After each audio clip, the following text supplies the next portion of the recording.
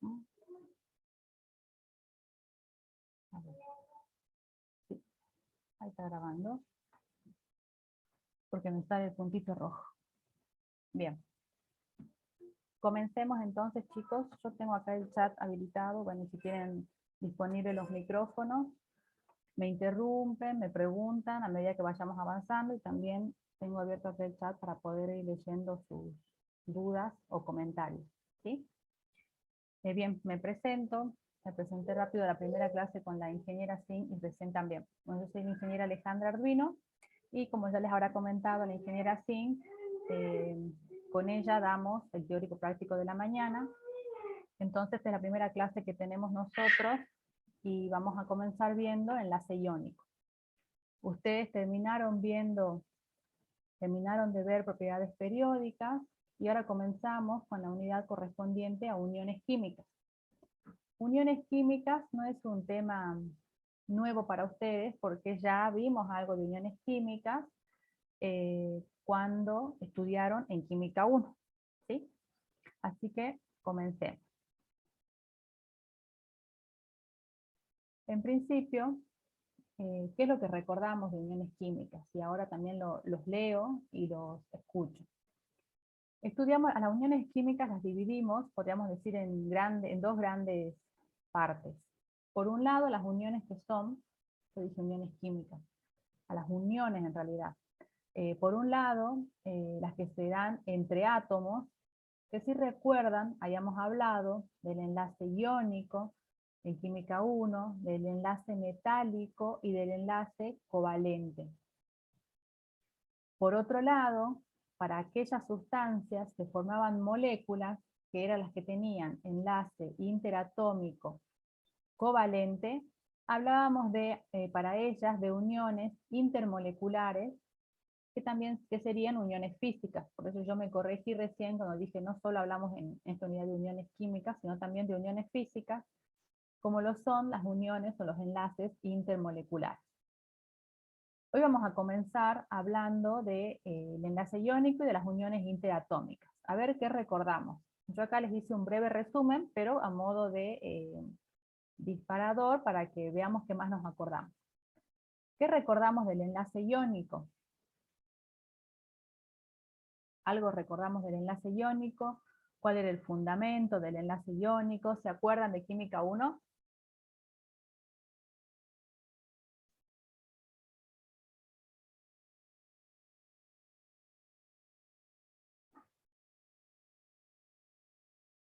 No escucho nada, no creo que se mande mi auricular.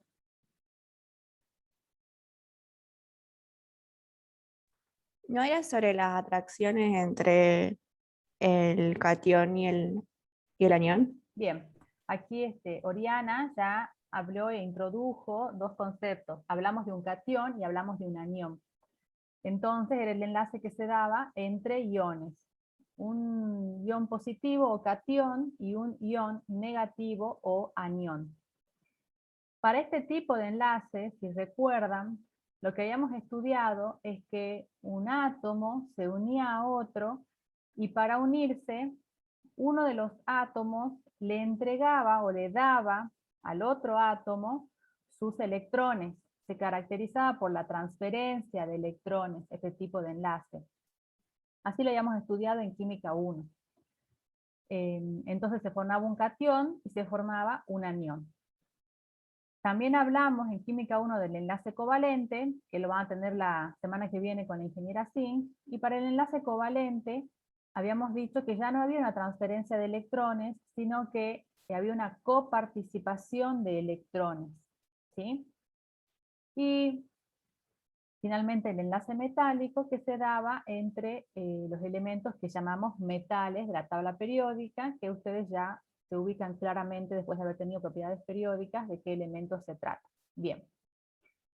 Acá yo, a modo de resumen, mencioné las uniones intermoleculares, pero vamos a tener una clase de uniones intermoleculares, así que aquí solo para que se vayan recordando los nombres, ¿sí? Cuando hablamos entonces del enlace iónico, hablamos de estas sustancias que están conformadas por cationes y aniones unidos. Como los cationes y los aniones se unen, no podemos delimitar moléculas en sí, no hablamos de moléculas en un enlace iónico, sino que hablamos, como mencionamos aquí, de redes, porque no podemos decir dónde termina un compuesto iónico y dónde comienza la otra parte, por decirlo de alguna forma, este compuesto iónico, sino que tenemos una gran extensión de cationes en 3 dimensiones en el espacio, unidas a aniones, y a su vez los aniones unidos a cationes. En nuestra vida diaria nosotros conocemos mucho y usamos muchos compuestos iónicos. Aquí, para que veamos, esta imagen no la tienen ustedes en la presentación que les pasé anoche porque la agregué después, pero fíjense que aquí tenemos el más conocido de las sustancias iónicas, la que más utilizamos, que es el cloruro de sodio, formado por iones sodio, cationes sodio y aniones cloruro. Visualmente, podremos haber visto alguna vez si tuvimos la posibilidad de viajar a las salinas en vivo y en directo, y si no mediante alguna foto, la forma, podríamos decir, que tiene el cloruro de sodio, que ya vamos a ver un poquito más adelante de esta unidad, a qué se debe que veamos en muchos casos que se formen como cubitos, ¿sí? Y aquí tenemos una representación de su estructura, cómo se dispone el catión y el anión. Cuando veamos estas estructuras para las sustancias iónicas, fíjense que siempre vemos representados los iones como esferas. En las esferas, la más grande, por convención, porque tiene un electrón más, representa al anión, y la más pequeña representa al catión. Entonces, en esta representación esquemática del cloruro de sodio, tenemos los verdes los aniones y los amarillos los cationes. Y fíjense, como decíamos recién, que anión y catión se van uniendo y a su vez se van rodeando de los iones de signo opuesto, y forman una extensa red en el espacio, como podemos ver acá. Por lo tanto, no hablamos de moléculas, repito, cuando hablamos de sustancias iónicas, sino que hablamos de redes, forman redes. Y entonces tampoco podemos hablar de una fórmula molecular, que quizás es un concepto que nos quedó de Química 1, sino que hablamos de una fórmula mínima o empírica. Lo que damos, cuando hablamos de una sustancia iónica, es la mínima combinación que existe entre catión y anión. Por cada, en este caso del cloruro de sodio, por cada ion cloruro hay un ion sodio. Entonces su fórmula mínima es ion sodio y cloruro, como estamos acostumbrados a ver. Otros ejemplos de compuestos iónicos los tenemos aquí, los vamos a estudiar con detalle la semana que viene, porque fíjense que aquí tenemos el cloruro de cesio, el sulfuro de zinc, el fluoruro de calcio. ¿Y qué podríamos decir de estas sustancias cuando ustedes las ven aquí en una imagen? Fíjense el cloruro de cesio, el sulfuro de zinc, el fluoruro de calcio o fluorita y el cloruro de sodio. ¿En qué estado de agregación las estamos viendo? Que es su estado normal. ¿Es sólido? Sólidos, ¿sí? Son sólidos. Una de las características de las sustancias iónicas es que son sólidos a temperatura ambiente. ¿Y por qué eran sólidos a temperatura ambiente? Esto ya lo habíamos estudiado en Química 1 y lo vamos a repasar ahora con más fundamento. Se debía a que la unión entre el catión y el anión es tan grande y tan fuerte que una sustancia iónica tiene puntos de fusión. La fusión, recordemos, es el pasaje del estado sólido al estado líquido. Tiene puntos de fusión muy elevados. Y por lo tanto, como tiene puntos de fusión muy elevados, los encontramos, no se alcanzan esos puntos de fusión a nuestras temperaturas normales, a las que nos encontramos promedio 25 grados centígrados, y por lo tanto, entonces los encontramos sólidos a temperatura ambiente.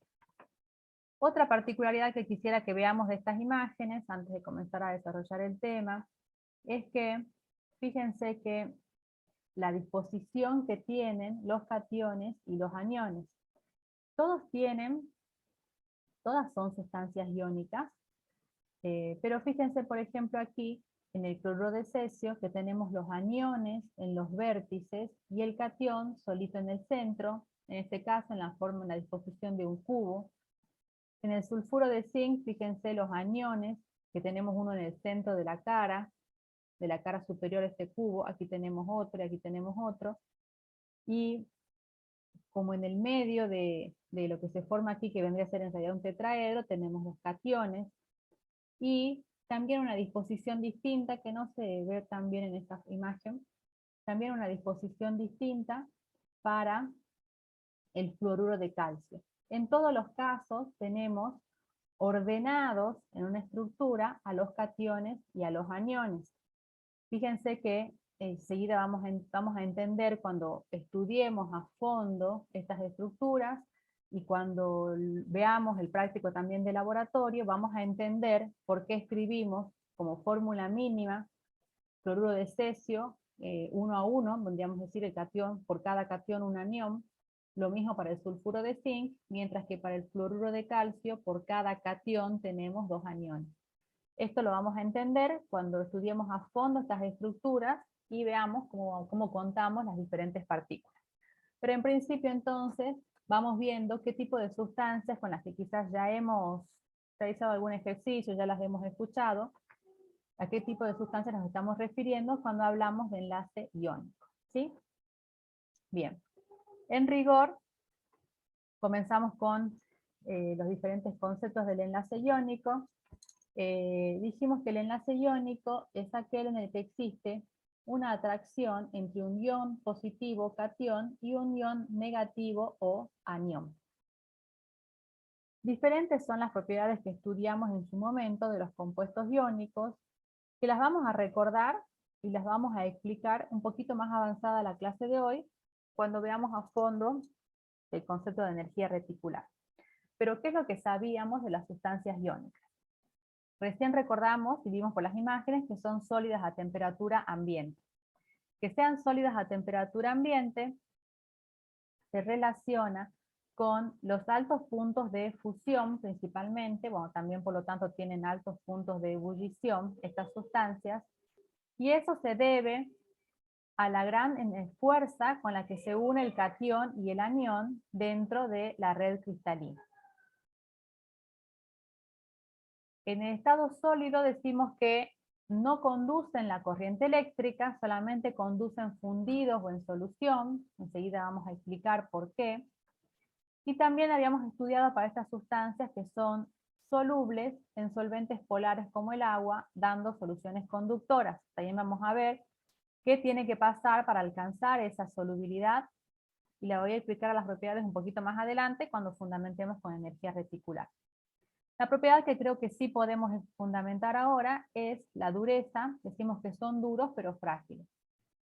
La dureza de las sustancias iónicas viene dada justamente por la fuerza del enlace iónico, que es el enlace entre el catión y el anión, y es un enlace, ya estudiaron ustedes la primera unidad, ¿cómo llamamos a esa fuerza que une a las cargas?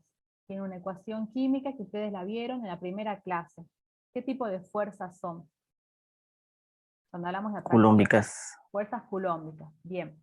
Ese tipo de fuerzas, que son muy potentes, son las que mantienen unidos al catión y al anión, principalmente dentro de la red cristalina. Digo principalmente porque existen fuerzas de atracción y enseguida vamos a ver que también hay algo de fuerzas de repulsión. Pero estas fuerzas que son tan grandes son las responsables de las diferentes propiedades de las sustancias iónicas, entre ellas la dureza. Decimos entonces que son duros pero frágiles. A modo de esquema, fíjense, aquí tenemos representado un plano, podríamos decir, de la red iónica, que es tridimensional, un plano donde tenemos cationes y aniones representados con diferentes colores. En esta imagen los verdes, no está muy clarita, pero los verdes son los aniones, y los celestitos, claritos, grises, no sé cómo lo ven ustedes, son los cationes. Son duros pero frágiles porque ante la acción de una fuerza externa, una fuerza mecánica, por ejemplo acá, que golpeemos un trozo, podríamos decir, de sustancia iónica, ¿qué es lo que se produce? Se produce un corrimiento de los iones que se encuentran dentro de la red.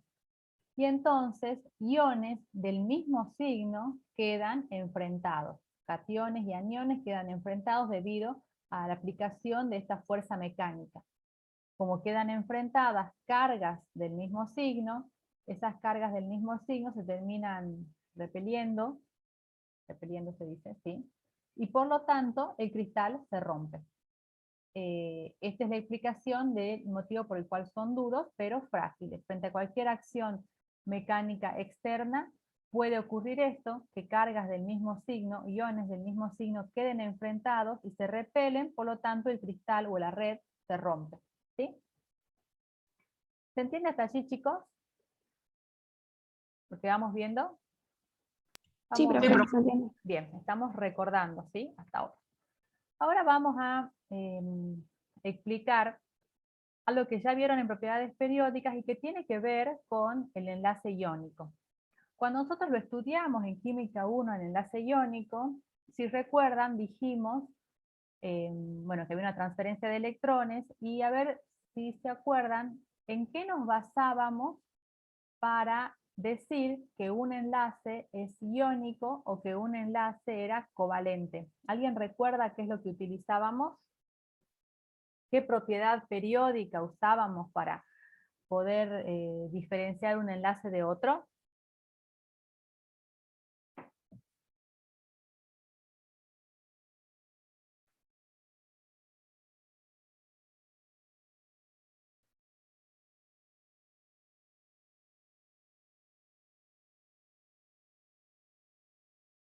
La electronegatividad, me dice Bruno aquí, bien Bruno, así es, usábamos la electronegatividad, que la hayamos definido como la tendencia a atraer los electrones de un enlace. Coronel Sergio también me contesta aquí. Bien. Y fíjense que nosotros en realidad a eso, en Química 1, lo simplificamos, podríamos decir, bastante. ¿Por qué? Porque decíamos que las sustancias con una diferencia de electronegatividad grande, hayamos fijado valor de 1,9, con electronegatividades mayores a 1,9 decíamos que tenían enlace iónico, y con electronegatividades menores de 1,9 decíamos que tenían enlace covalente. Ese límite que nosotros fijamos quizás que no arbitrariamente, porque en la bibliografía van a encontrar 1,9, algunas ponen 2, algunas ponen 1,8 o 1,7, pero ese límite, que en alguna forma lo decimos como si sería taxativo, no taxativo, pero que me limita claramente uno de otro enlace, vamos a ver que en realidad no es así. ¿Y a qué se debe? Se debe a que cuando hablamos justamente de la electronegatividad, nosotros el concepto original que hablábamos o que decíamos era que mientras más grande es esa diferencia de electronegatividad, cada vez, si partíamos de un enlace covalente, el enlace covalente termina siendo cada vez más polar hasta que ya dejan de compartirse los electrones y comienza y se transfieren directamente, lo cual sería el fundamento del enlace iónico. Entonces esta particularidad la indicábamos, o decíamos principalmente que se daba con elementos de electronegatividades bien diferentes de la tabla periódica. Metales y no metales, por ejemplo. Metales de baja electronegatividad y no metales de alta electronegatividad. Bien, ahora vamos a ver que eso no es tan así. ¿Qué es lo que pasa? Cuando hablamos del enlace iónico, vamos a ver que las diferentes sustancias que tienen enlace iónico, ese enlace iónico no es puramente iónico, sino que tiene cierto grado, decimos, de carácter covalente. Si alguno de ustedes maneja la tabla periódica de AZ,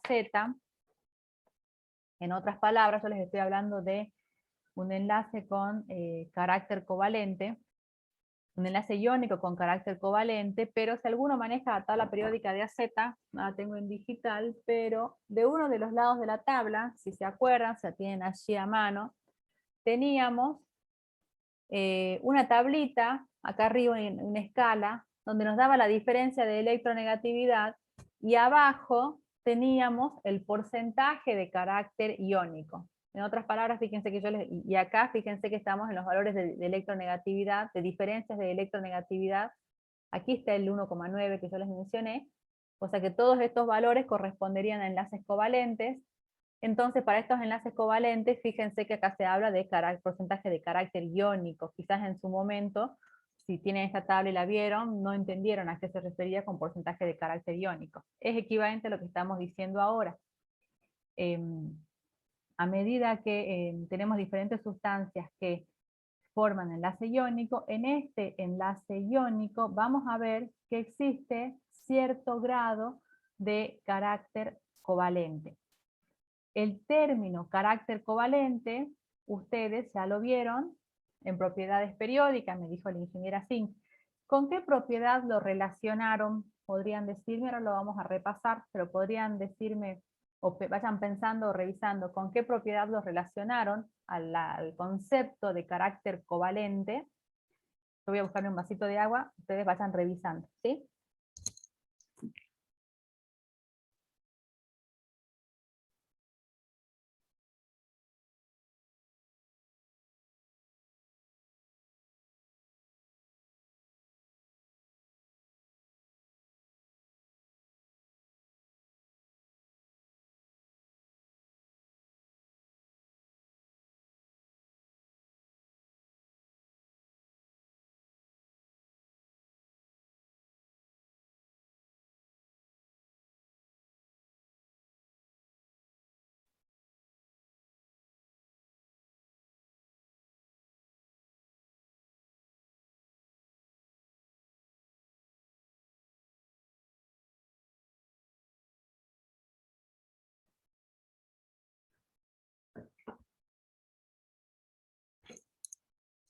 Bien, disculpen chicos, me olvidé de traerme el agua.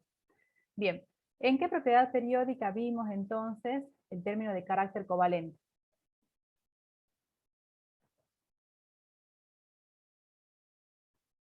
¿Encontraron o no?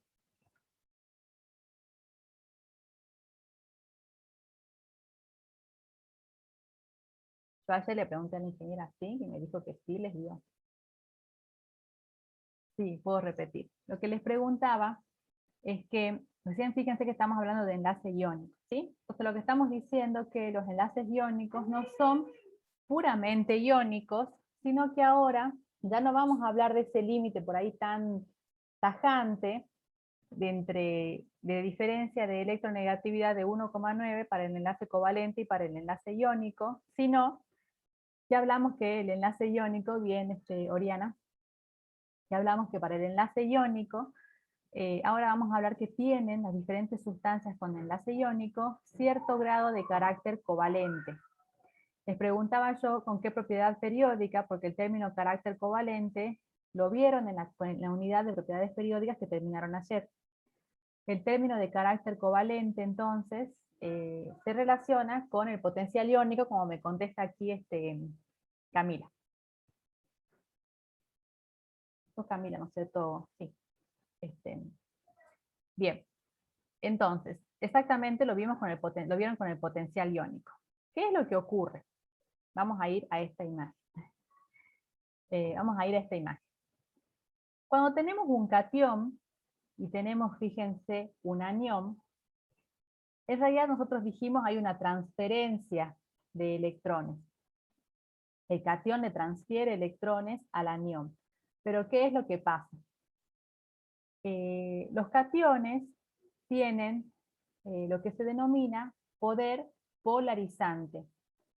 El poder polarizante, que también lo tienen en el laboratorio de propiedades periódicas, el poder polarizante es la capacidad que tiene un catión para deformar o distorsionar la nube electrónica de un anión. Un anión, cuando decimos la nube electrónica del anión, nos referimos a la cantidad completa de electrones, a todos los electrones, a los electrones desde el nivel 1 hasta el último electrón de ese anión. Hay un error en la presentación que les pasé yo ayer, que lo revisé y lo vamos a corregir enseguida. Entonces, referido a eso que les acabo de decir. Entonces, En un enlace iónico tenemos un catión y tenemos un anión. Del catión o respecto del catión, o los diferentes cationes, vamos a ver que tienen lo que se denomina poder polarizante. El poder polarizante es la capacidad para deformar o distorsionar la nube electrónica del anión que está formando esa sustancia iónica. Esa deformación es completa para toda la nube electrónica, no únicamente para los electrones de valencia, que es el error que tiene la presentación que les pasé. Enseguida igual les hago corregir bien. Entonces, cuando decimos nube electrónica nos referimos a la totalidad de los electrones que tiene ese anión. ¿En qué consiste esa deformación de la nube? Aquí, de las imágenes que encontré, que busqué en internet, esta es la que mejorcito lo explicaba, no, lo podía visualizar, casi todas eran bastante parecidas. Tenemos, fíjense que el catión es pequeño y en teoría el catión debería transferirle sus electrones al anión. Ahora, como el catión tiene una carga positiva, atrae a los electrones que forman la nube electrónica del anión y la deforma a la nube. Originalmente sería la forma esta circular esférica perfecta, esférica porque estamos viendo nosotros en el plano, pero está en el espacio, esta forma esférica perfecta que la vemos de color verde para el anión, y esta distorsión o deformación de la nube electrónica está pintada aquí de gris. ¿Sí? Eso ocurre en todas las sustancias iónicas. Todos los cationes, en mayor o menor medida, distorsionan o deforman la nube electrónica del anión. Esta deformación de la nube electrónica se llama polarización de la nube electrónica. ¿Hasta allí me siguen, chicos, con esos conceptos? Vamos repasando, seguramente ya los vieron algunos, ya los estuvieron estudiando porque están haciendo el laboratorio de propiedades periódicas. Fíjense que hablamos de poder polarizante, bueno, la nube electrónica, que no es un término nuevo, pero lo tenemos que manejar y tener claramente a qué nos referimos. Poder polarizante, y recién yo dije polarización de la nube electrónica del anión. ¿Hasta allí me siguen, chicos?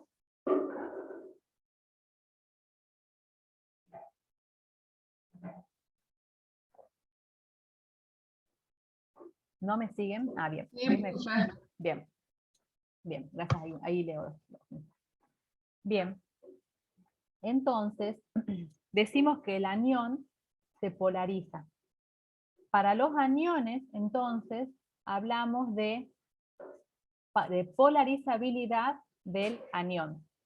Mientras que para los cationes hablamos de poder polarizante. El poder polarizante es la capacidad para deformar la nube electrónica. Si hablamos del poder polarizante del catión, es la capacidad de deformación de la nube electrónica del anión. Y la polarizabilidad, que es un término que usamos expresamente acá en el caso del enlace iónico para el anión, se refiere a la facilidad de deformación de su nube electrónica, la facilidad de deformación de la nube electrónica del anión, ¿sí? Entonces, poder polarizante, el término poder polarizante le corresponde a los cationes. No se confundan allí, que es bastante común que, si no lo entendimos bien, empecemos a hablar de poder polarizante en el anión, lo cual no es correcto. Entonces, poder polarizante le corresponde a los cationes y polarizabilidad a los aniones. Entonces, en todo enlace iónico ocurre que el catión sea más o menos, tenga más o menos poder polarizante, deforme en mayor o menor medida a la nube electrónica del anión, que enseguida vamos a ver de qué depende, va a ser más o menos polarizable. ¿Sí? Entonces decimos que los aniones son polarizables. Esto ocurre en todas las sustancias iónicas, ¿y de qué depende entonces que ocurra en mayor o menor medida? Va a depender de la carga que tenga el catión y del tamaño que tenga el catión. El poder polarizante depende de la carga que tiene el catión y de su tamaño. Un catión tiene un gran poder polarizante cuando tiene una carga grande y tiene un tamaño pequeño. Fíjense que estamos relacionando entonces carga del ion con su tamaño.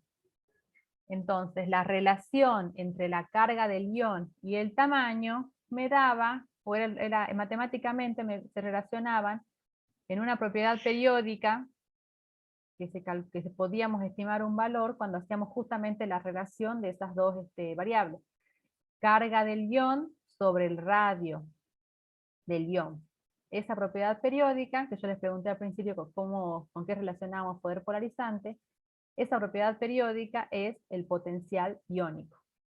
En otras palabras, un catión tiene un gran poder polarizante si tiene un potencial iónico elevado.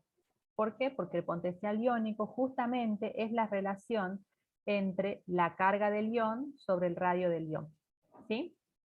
Eso para el lado respecto de los cationes.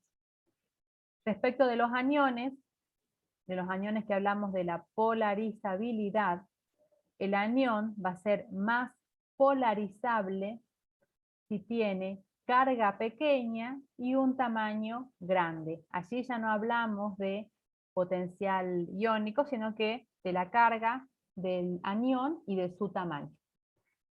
Cuando ocurre esta distorsión de la nube electrónica, fíjense, los electrones entonces terminan siendo atraídos por el catión. Fíjense que esta nube electrónica se acerca al catión. Entonces, ya deja de ocurrir tan tajantemente, como lo dijimos al principio, que el catión le cede los electrones al anión. ¿Por qué? Porque el catión, como tiene poder polarizante, justamente atrae los electrones de la nube electrónica del anión. Y como esta nube electrónica se acerca al catión, esto le da al enlace iónico, es como si, no los está compartiendo, pero es como si quisieran comenzar a compartirlos. Por eso se dice que el enlace iónico tiene cierto grado de carácter covalente, porque recordemos que en el enlace covalente los electrones se compartían. Aquí no se están compartiendo, pero como se distorsiona tanto la nube electrónica del anión, los electrones se acercan al catión, como si quisieran compartirse, pero no los comparten. ¿Se entiende? Por eso se habla de el carácter covalente de un enlace iónico, porque esta distorsión de la nube se va a dar en todos los casos entre cationes y aniones. Entonces, como la nube se va a acercar al catión, le va a otorgar al enlace iónico cierto porcentaje de carácter covalente. ¿Se entendió eso, chicos?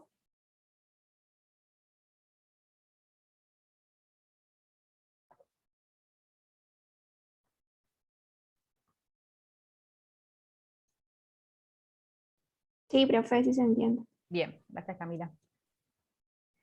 Bien, entonces, esto que acabamos de explicar, que ustedes lo tienen que ver también en el laboratorio de propiedades periódicas, tienen allí para comparar varias sustancias iónicas y decir quién tiene mayor grado de carácter covalente, lo estudiaron en su momento uno de los científicos, apellido Fajans, ahí está la foto de Fajans, y estableció una serie de reglas para poder hablar, o de cuando hablamos de la polarización del enlace iónico y el incremento del carácter covalente de un enlace iónico.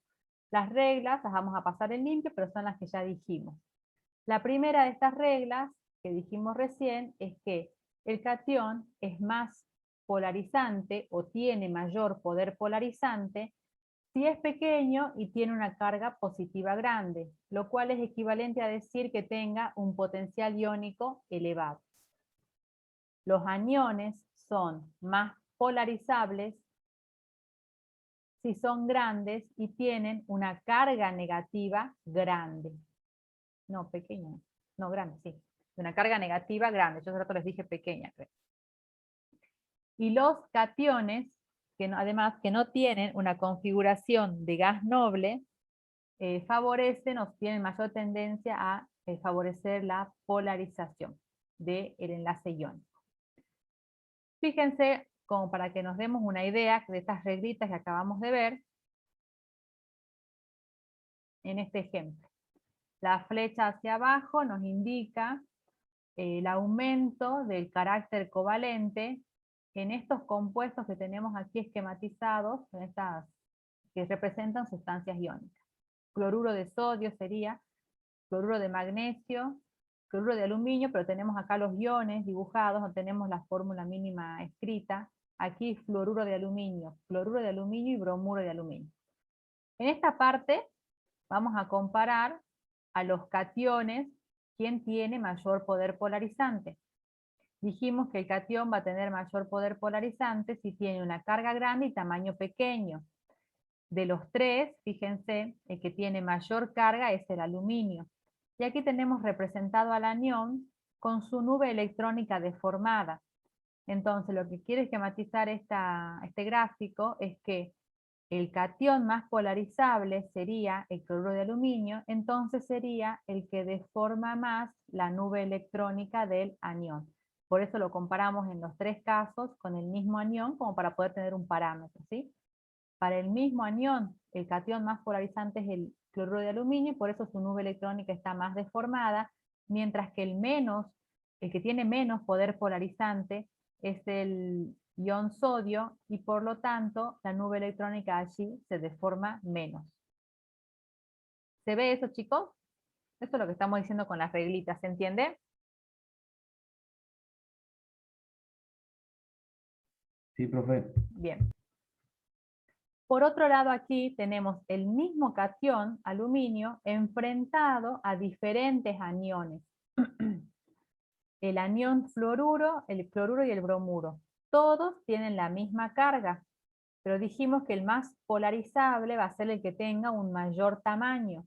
De los tres, el que tiene mayor tamaño es el bromuro, del bromo, nos ubiquemos en la tabla periódica. Entonces, fíjense que va a ser el anión más polarizable frente al mismo catión. Entonces aquí el fluoruro se deformaría menos, el cloruro un poquito más, y el bromuro es el que más deforma su nube electrónica frente al mismo catión. ¿Sí? Esto sería entonces lo que estamos hablando cuando hablamos del carácter covalente del enlace iónico. ¿Se entendió ese tema, chicos? Porque lo tenemos que aplicar al primer ejercicio del seminario.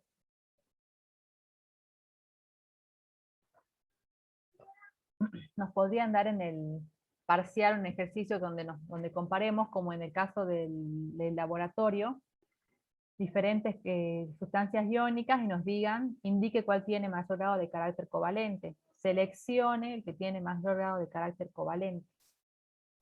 ¿Se entiende, chicos, esto?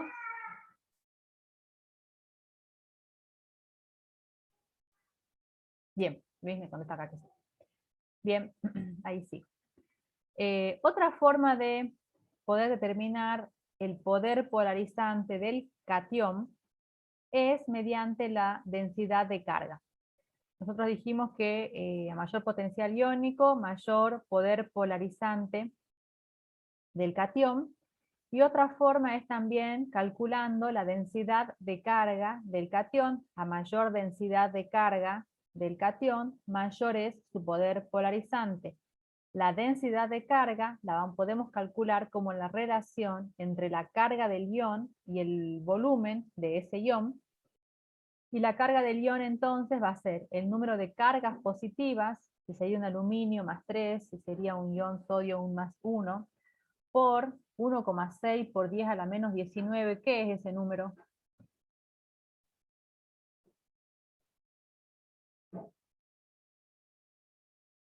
¿Qué será el 1,6 por 10 a la menos 19?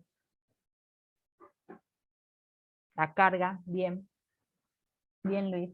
Sobre el volumen del ion. El volumen del ion, como lo consideramos que es esférico, sería el volumen de una esfera, 4/3 de pi por el radio del ion que estemos considerando, al cubo. Aquí yo en la aclaración les puse en la ecuación Q es la carga y R es el radio, pero en realidad yo acá no puse R solo, sino que escribí radio iónico, así que esta aclaración estaría aquí de más.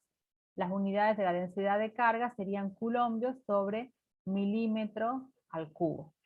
La corrección que quería que hagamos es en esta filmina en particular. Yo esto lo tomé del Rainer, pero no es correcto del todo, porque fíjense que acá dice que cuando los electrones más externos del anión experimentan una atracción tan intensa hacia el catión, se genera un grado significativo de covalencia en el enlace. La densidad electrónica del anión se deforma hacia el catión y esta deformación se conoce como polarizabilidad. En realidad no solo lo que les quiero aclarar es que no solamente son los electrones externos, no solamente son los electrones de valencia los que experimentan la atracción, sino que como dijimos, es toda la nube electrónica, ¿sí? Es toda la nube electrónica del anión. Quizás se manifieste más en las capas externas porque son las que están más alejadas del núcleo, pero no van a ser únicamente los electrones de valencia los que sean atraídos por el catión para polarizar el anión, sino que es la totalidad de la nube electrónica, ¿sí? Entonces, la densidad electrónica, aquí sí lo dice bien, la densidad, pero para que no se confunda aquí la expresión, la densidad electrónica del anión, la densidad electrónica es la totalidad de su nube, se deforma hacia el catión, ¿sí? Hecha esa aclaración entonces, y si se entendió porcentaje de carácter covalente de un enlace iónico, voy a continuar hablando ahora de la energía que mantiene unido al catión y el anión para que podamos completar el primer ejercicio de la guía, ¿sí? Profe, ¿Sí? una consulta. Sí. Entonces era a mayor densidad de carga, mayor poder polarizante, ¿no? El catión, sí. Ok, gracias. Si es equivalente, fíjate, están las mismas Sí, variables que tenemos vinculadas en el potencial iónico, las tenemos en cierta sí, forma metidas acá en la ecuación, ¿sí? sí, es verdad.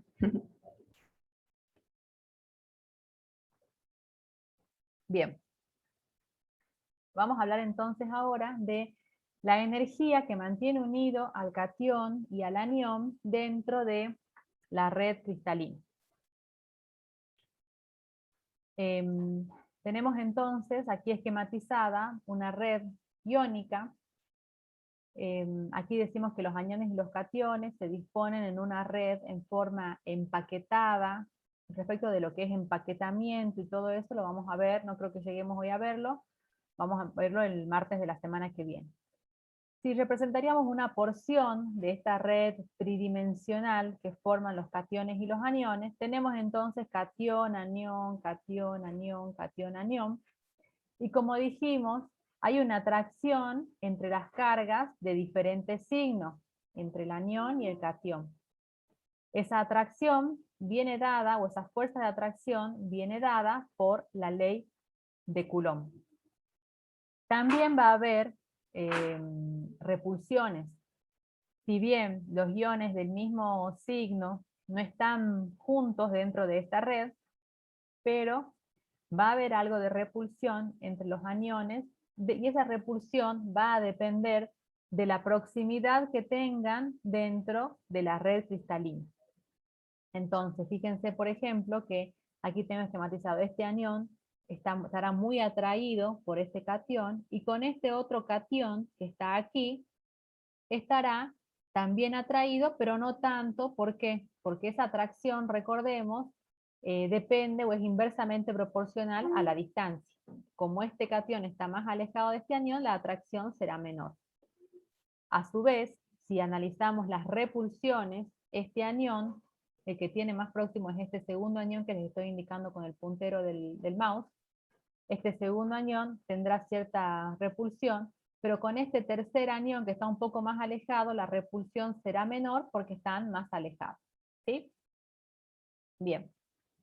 Estas relaciones entonces de atracción y de repulsión fueron estudiadas, y en principio la atracción viene dada, como dijimos, por la ley de Coulomb. O sea que esta atracción va a ser igual a la constante de la ley de Coulomb por el producto de la carga del catión con la carga del anión en valor absoluto. Fíjense, carga del catión y carga del anión, los Z más es la carga del catión, el Z menos la carga del anión, en valor absoluto, o sea que no considero su signo, multiplicada por la carga del electrón elevada al cuadrado sobre la distancia que separa a ese catión y a ese anión. eso sería la expresión que me indica la energía, porque que representa de alguna forma, permite estimar matemáticamente la energía entre el catión y entre el anión, que mantiene unido al catión y al anión. Ahora, también existe una energía de repulsión, dijimos, porque si bien no están completamente enfrentados, pero tienen cierta proximidad, dependiendo cómo se disponga esos cationes y esos aniones dentro de la red, hay cierta proximidad entre los iones del mismo signo. Por lo tanto, también hay una energía de repulsión. Esa energía de repulsión viene dada por una constante B, multiplicada por la base de los logaritmos naturales elevado a la menos d, que es la distancia de separación entre el catión y el anión, sobre ρ, que se denomina índice o factor de compresibilidad. Ese índice o factor de compresibilidad depende de los iones que estén unidos y en cierta forma una interpretación que podemos hacer de ese factor de compresibilidad nos indica la resistencia que presentan los iones cuando son forzados a aproximarse unos a otros. Ya vamos a ver por qué hablamos de esto de que son forzados a aproximarse unos a otros. Tendríamos entonces estas dos energías involucradas dentro de esa red iónica. La atracción por un lado y la repulsión por el otro. Bien, entonces dentro de la red habría una energía total que mantiene a ese cristal, esa red iónica unida, que va a ser la suma de esa energía de atracción dada por las fuerzas culómbicas y esta energía también que existe de repulsión. Si tendríamos que graficar ambas energías, fíjense que lo que dijimos recién, que mientras nos vamos alejando, mientras mayor es la distancia, fíjense acá en el eje de las Y, en esta gráfica, tenemos representada la energía. En el eje de las X tenemos representada la distancia que separa a los iones entre sí.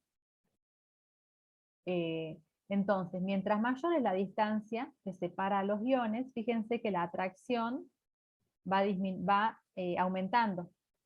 No, a mayor distancia, a mayor distancia la repulsión sí va disminuyendo y la atracción va aumentando. La sumatoria de estas dos expresiones, la sumatoria de estas dos expresiones, viene representada aquí gráficamente por esta curva que está pintada de color azul. Esa sería la suma de la gráfica correspondiente a la energía de repulsión. Repulsión disminuye a medida que aumenta la distancia, y de la gráfica que corresponde a la energía de atracción. Entonces, la sumatoria y la energía total viene dada por esta línea azul que hemos representado, que si nos fijamos, tiene un mínimo. ¿Sí? En este mínimo, entonces, lo que ya estudiaron en análisis matemáticos, si derivamos esta expresión matemática, podemos encontrar el valor de este mínimo, vendría a ser el valor 0, y es lo que haríamos matemáticamente con esta expresión de la energía total, para encontrar este valor, el valor de esta constante. O sea, lo que voy a hacer acá yo vendría a ser matemática ahora. Tengo la expresión de la energía total, término de atracción, el primero que escribimos, y el término de repulsión, ambos son las energías involucradas dentro de esa red iónica. Esto, chicos, es la deducción matemática de la expresión para calcular la energía reticular en forma completa. ¿Sí? Si derivamos esa expresión matemática respecto de la distancia que separa a los iones, ¿para qué? Pues sabemos que entonces podemos, al hacer la derivada, igualar la expresión matemática de la derivada a 0, y eso vamos a utilizarlo para poder encontrar, sería este punto de acá, para poder encontrar el valor de la constante B larga, que la tenemos aquí en la expresión de la energía de repulsión. Aquí tengo el resultado ya de esa derivación, les dejo a ustedes para que recuerden análisis matemático. Entonces de aquí, como esta expresión la puedo igualar a 0, despejo el valor de la constante B. ¿Sí? Me queda que tiene esta forma. Fíjense que comparte algunos de los términos de la parte de la fuerza de atracción, y bueno, tiene también algunos términos de la parte de la fuerza de repulsión. Esa sería la expresión matemática para la constante B.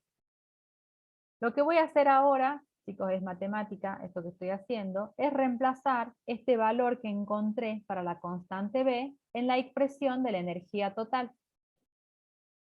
Entonces, veníamos escribiendo el término correspondiente a la ley de Coulomb, que es este primero que les estoy indicando, y en lugar de escribir B, ahora voy a escribir el término correspondiente, el término que encontré recién para B, que es esta forma, ¿sí? Eso lo escribimos acá y copiamos el resto de la expresión matemática de la energía de repulsión. Sacando factor común, los términos que se pueden sacar factor común, llego que la energía total para dos iones que se encuentran dentro de la red sería igual a menos la constante de la ley de Coulomb por la carga del catión por la carga del anión, ambas en valor absoluto, dividido de 0, que es la distancia que separa al catión del anión, multiplicado por 1 menos el cociente entre ese índice de compresibilidad y la distancia que separa al catión del anión dentro de la red. Esto sería la expresión de la energía total para dos iones. ¿Hasta allí me siguen, chicos? En química 1 no hilamos tan fino, pero estoy yendo a encontrar ahora la expresión completa de lo que habíamos en su momento hablado en química 1, que es la energía reticular, que la vamos a volver a definir ahora para recordarla, ¿sí? Pero me van siguiendo, chicos, con esta deducción. Tenemos que conocer de dónde viene la expresión matemática, ¿sí? Que fíjense que viene de contemplar las fuerzas de atracción y las fuerzas de repulsión dentro de la red. Entonces vamos a llegar ahora a una ecuación matemática más completa para calcular la energía dentro de esa red iónica, que es lo que acabamos de llegar aquí. En principio lo hice aquí para dos iones. ¿Hasta allí me siguen? ¿O se perdieron con la matemática? Sí se entiende, profe. Bien, gracias. Gracias, Agustín. Esta expresión entonces, que sería para dos iones, la podemos aplicar a toda la red iónica, porque recordemos que la red se extiende en todo el espacio y no tenemos solamente dos iones, sino que tenemos, podríamos decir, el número de Avogadro de iones, o podemos estimarla para un mol de iones. Un mol de iones positivos y un mol de iones negativos, o un mol de esta sustancia iónica. Entonces introducimos en esta expresión matemática el número de Avogadro, ¿sí? Entonces aquí para un mol me quedaría la expresión, fíjense, de la misma forma, y lo único nuevo es el Na acá que introducimos, que es el número de Avogadro. ¿Bien? Ahora, esta energía que estamos mencionando dentro de la red, nosotros la habíamos conocido ya con un nombre. El nombre que le dimos es de energía reticular, reticular del retículo, ¿sí? Acá tengo un alumno que quiere entrar, ahí lo admite. Bien, fíjense, yo voy a volver a esta imagen, Yo les decía al principio que este anión con este catión tenía cierta atracción. Ahora este anión con este catión tiene una atracción diferente porque están más alejados y así, ¿sí? Bueno, si se contemplaría en esta expresión de la energía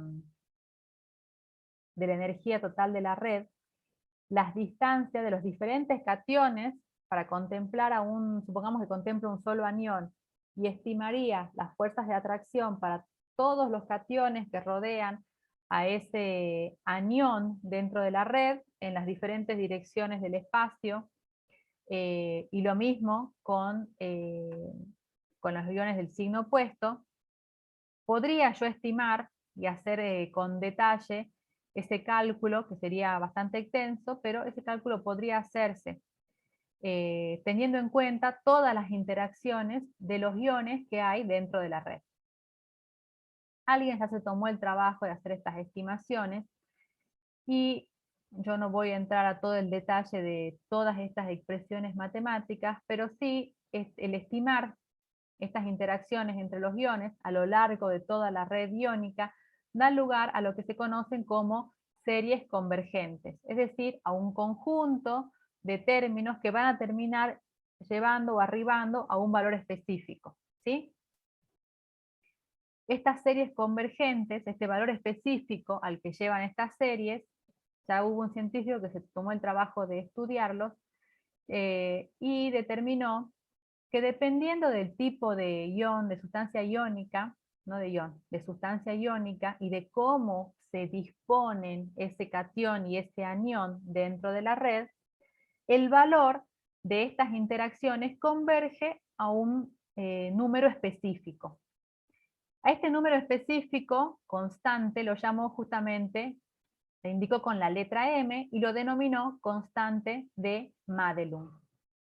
La constante de Madelung, entonces, cuando veamos cómo se distribuye el catión y el anión, vamos a ver cómo influye. La constante de Madelung, entonces, va a ser el número que me da el resultado de todas las interacciones que existen entre los cationes y los aniones de la red. Y su valor va a depender de la disposición justamente que tiene el catión y el anión dentro de la red. Es decir, voy a volver a la primera imagen que les mostré. Aquí fíjense que teníamos en esta primera imagen cationes y aniones, pero no están todos de la misma forma en este esquema, en esta porción de red iónica que vimos en la primera imagen, ¿sí? No están todos distribuidos de la misma forma. A eso nos referimos con este valor de la constante de Madelung. Me va a reflejar las interacciones de los cationes y los aniones, pero va a depender de cómo estén distribuidos esos cationes y esos aniones, el valor que tenga esa constante de Madelung, ¿sí? Por lo pronto, lo que vamos a hacer nosotros, enseguida más adelante vamos a entender cómo indica, cómo va cambiando ese valor, pero por lo pronto sabemos que la constante de Madelung entonces me va a reflejar las diferentes interacciones a través del espacio de toda la extensión de esa red iónica, me va a indicar el resultado de esa interacción y la voy a introducir en la expresión que encontré recién de la energía total, que es la que teníamos aquí, la que está acá abajo. Lo introduzco al valor de la constante de Madelung aquí, entonces obtengo finalmente una expresión completa que me permite calcular la energía que mantiene unido al catión y al anión dentro de esta red iónica. A esa energía la conocíamos, la habíamos indicado o nombrado en Química 1, la habíamos llamado energía reticular. Y la habíamos indicado con la letra U y una R abajo. UR me indicaba energía reticular, y ahora, matemáticamente, conocemos la expresión completa para calcularla. Que sabemos, de lo que acabamos de ver hasta ahora, que se ha contemplado para llegar a esa expresión las fuerzas de atracción, las fuerzas de repulsión. Primero se particularizó para un par de iones, luego para un mol, y finalmente lo que se introdujo fue el resultado de todas las interacciones a lo largo de o a través de toda la extensión de esa red iónica. Como resultado entonces tenemos esta expresión matemática que tenemos aquí, que podemos ir indicando cada uno de los términos. Esta ecuación, quienes arribaron a esta ecuación son Born-Landé, y en esta expresión matemática, si repasamos, K es la constante de la ley de Coulomb, tenemos aquí su valor, M es la constante de Madelung, que depende de la disposición del catión y del anión en la red iónica, Z más es la carga del catión en barras de valor absoluto, Z menos es la carga del anión en valor absoluto, E es la carga del electrón elevada al cuadrado para la expresión matemática, D0, bueno, Na que no está indicado es el número de Avogadro, D0 es la suma de los radios iónicos, es decir, el radio del catión con el radio del anión, en otras palabras, es la distancia que me va a separar al catión del anión, Y ρ es el índice de compresibilidad, también llamado exponente de Born, que en promedio, teniendo en cuenta las diferentes interacciones y el concepto en sí de este índice, que como dijimos es la resistencia que presentan los iones cuando uno quiere aproximarlos, cuando son obligados a aproximarse, en promedio para las diferentes sustancias iónicas podemos adoptar el valor de 34,5 para este valor de ρ. Y con esto entonces tendríamos en forma completa la expresión de la energía reticular. Ahora voy a poner un cachito la pizarra, antes de darles en rigor la definición. Ahora quiero compartir. ¿Dónde está?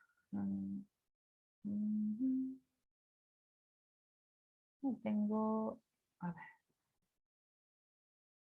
Quiero compartir mi pizarra y no sé cómo compartirla. Screen. Ah, este creo que no.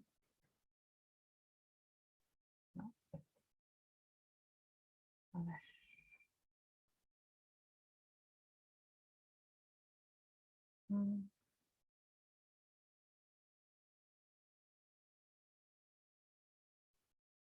A ver, espérenme un poquito. Que calculo que lo tengo por acá.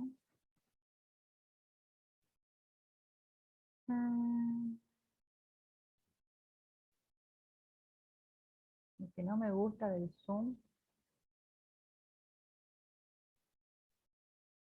es que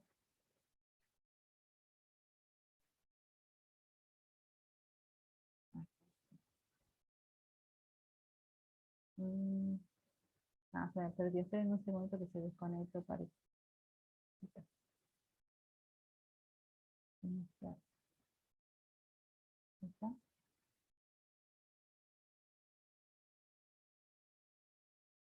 ¿Está?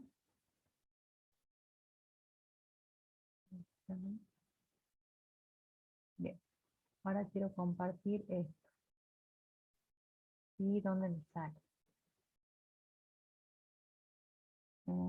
Explorador, Microsoft.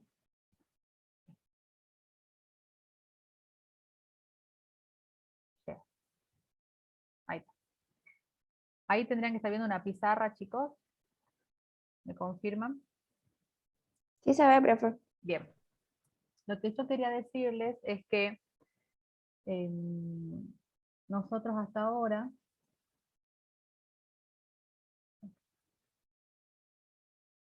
hemos utilizado en Química 1, si recuerdan, habíamos utilizado la expresión de la energía reticular como UR, pero no encontramos o no utilizamos esa expresión tan extensa que vimos recién, sino que decíamos simplemente que la energía reticular es proporcional, y establecíamos ese signo de proporcionalidad, no era una igualdad, a la carga del catión por la carga del anión sobre la suma del radio del catión con el radio del anión. Esta es la expresión que hayamos utilizado de la energía reticular. ¿De dónde viene esta aproximación que en su momento hicimos, y quizás en Química 1 se la hemos impuesto? Viene justamente de la expresión que vimos recién. Ahora conocemos, en realidad ya no hablamos de una proporcionalidad, sino que cuando utilizamos esta ecuación tan extensa, ya hablamos de una igualdad. Sabemos que viene de qué?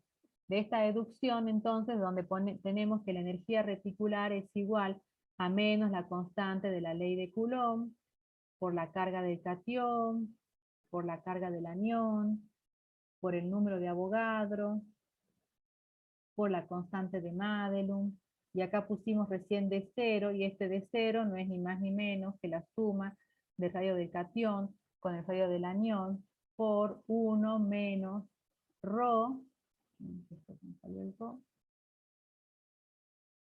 ρ sobre nuevamente de cero, que es esta suma del radio del catión con el radio del anión. Entonces, nosotros lo que tomábamos en Química 1 era esto. Eso es lo que quería decir, ¿sí? Y por eso planteábamos este signo de proporcionalidad. Porque ¿a qué era igual esta proporcionalidad? Y al producto sería de la constante de la ley de Coulomb, por la constante de Madelung, por el número de Avogadro, y esta otra expresión que tenemos aquí entre paréntesis. Pero de allí venía entonces esa expresión, ¿sí? Bien, ahora ya sabemos entonces de dónde viene y de dónde sacábamos esa proporcionalidad. Vuelvo aquí al power. Este es el power. Ahí está. Y ahí estamos viendo otra vez el power. Chicos. Sí, profe. Bien. Bien, Sí, profe. entonces, bien, gracias chicos. Entonces ahora vamos a ir a definir lo que es la energía reticular. Yo recién les dije, es la energía que mantiene unido al catión y al anión dentro de esa red iónica. En rigor, ¿cómo la definimos? La definimos como energía liberada, en principio. Es energía liberada, decimos entonces que se libera energía cuando se forma un mol del compuesto iónico, un mol, a partir de sus iones en estado gaseoso. Un mol del compuesto iónico a partir de sus moles en estado de sus iones, perdón, en estado gaseoso. En otra bibliografía ustedes pueden encontrar que representa cuando traemos los iones desde el infinito para formar el mol del compuesto iónico. Por eso, cuando yo les hablé recién del índice de compresibilidad, les decía que los iones, cuando son obligados a aproximarse, un poco representa eso, ¿sí? Podríamos expresar simbólicamente esta definición que estamos dando de energía reticular, diciendo que tenemos X cantidades del catión de carga más I en estado gaseoso, está ahí tendría que con mayúsculas, y cantidades del anión de carga menos X, como resultado entonces tenemos un mol del compuesto iónico. Cuando ustedes escriben esta expresión de formación del compuesto iónico, es energía liberada, ¿sí? Si nosotros querríamos romper ese cristal, o sea, tendríamos la ecuación inversa, tendríamos el sólido iónico formado, el cristal acá, el M sub X A sub I, formado, y querríamos separar el catión del anión, sería energía que tenemos que entregarle a esa red iónica para poder separar el catión del anión. Ustedes pueden encontrar la definición de energía reticular de las dos formas, como la que les acabo de dar yo, cuya ecuación química sería la que tenemos aquí escrita, donde se forma el mol del compuesto iónico, o bien podrían encontrar la definición que la energía reticular es la energía necesaria para romper el cristal iónico. En ese caso, la ecuación química que la representa sería al revés que esta que tenemos aquí. Se los aclaro porque lo van a encontrar de las dos formas y a veces les preguntan esto en el final y se confunden con la expresión matemática, ¿sí? Con la expresión química, mejor dicho, de la ecuación. Entonces, si es energía liberada, tiene que ver con la formación del mol del compuesto iónico y ese mol lo tenemos en los productos. Si es la energía necesaria o que se debe aportar para separar, para romper ese mol del compuesto iónico en sus iones en estado gaseoso, sería la ecuación inversa, ¿sí?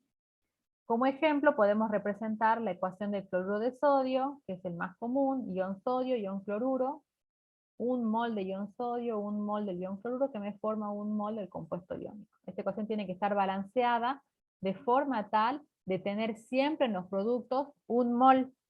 Tengan en cuenta eso, ¿sí? Porque aquí es fácil, con el cloruro de sodio tenemos 1 a 1, pero no siempre vamos a tener 1 a 1. ¿Sí? Entonces la ecuación se debe balancear de forma tal que en los productos tengamos para responder a la definición un mol de compuesto iónico. Bien. ¿Vamos bien hasta ahí, chicos? O mejor dicho, ¿cómo vamos hasta ahí, chicos? No si vamos bien. ¿Cómo vamos hasta ahí?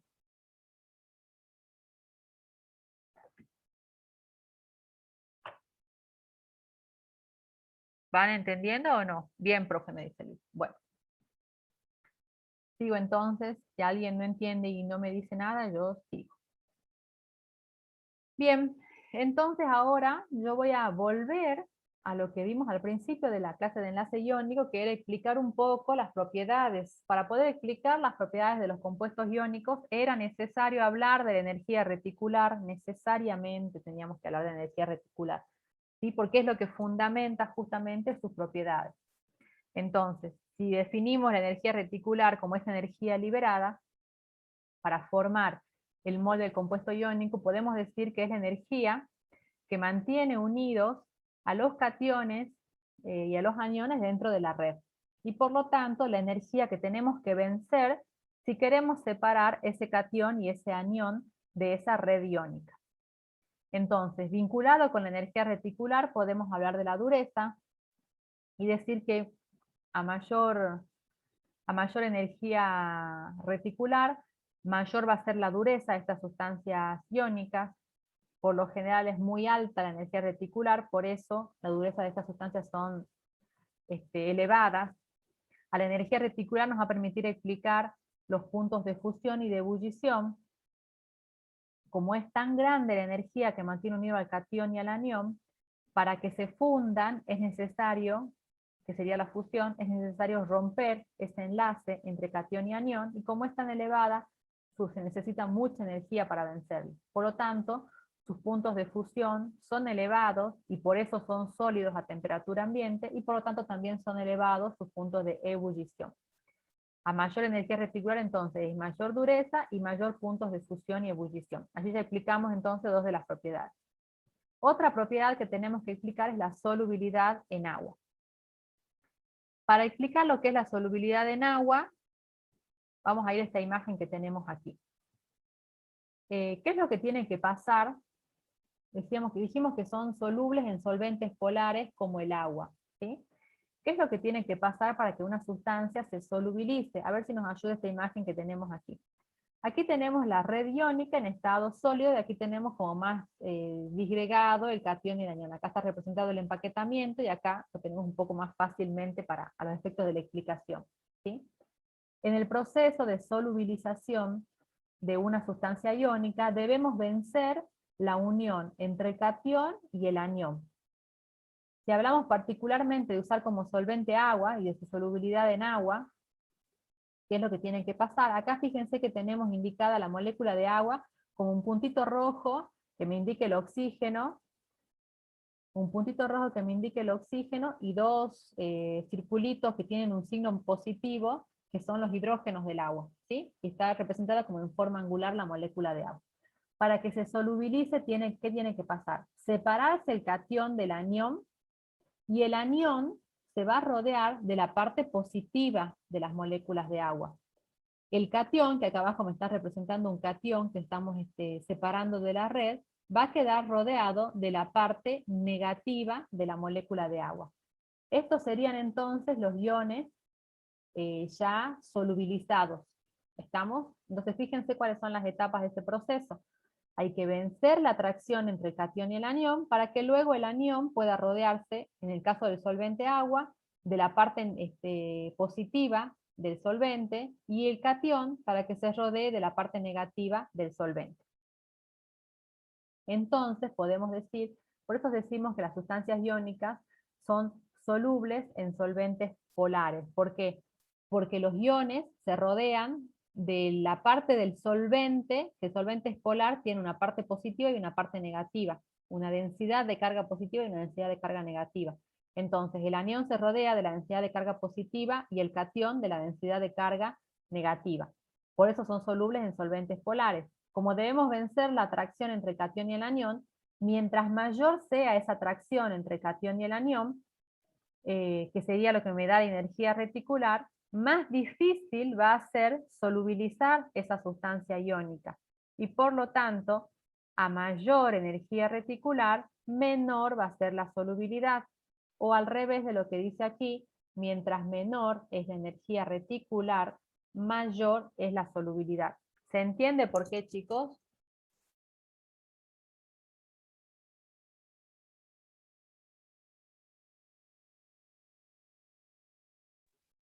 ¿Se entendió eso, chicos, de la solubilidad?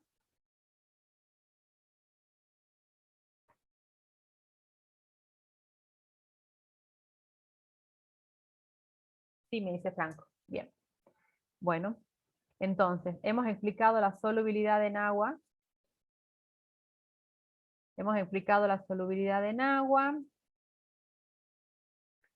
Y de las propiedades que hayamos visto tenemos, quedan sólidos a temperatura ambiente, quedan duros pero frágiles, los altos puntos de fusión y ebullición y su solubilidad en agua. Nos falta explicar su conductividad.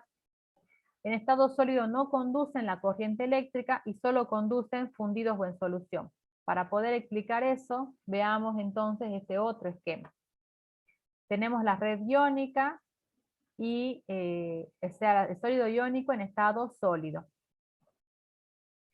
Entonces tenemos aquí en posiciones fijas, ocupando posiciones fijas, a los cationes y a los aniones. Que el catión y el anión ocupen posiciones fijas es lo que hace que no sea posible su solubilidad.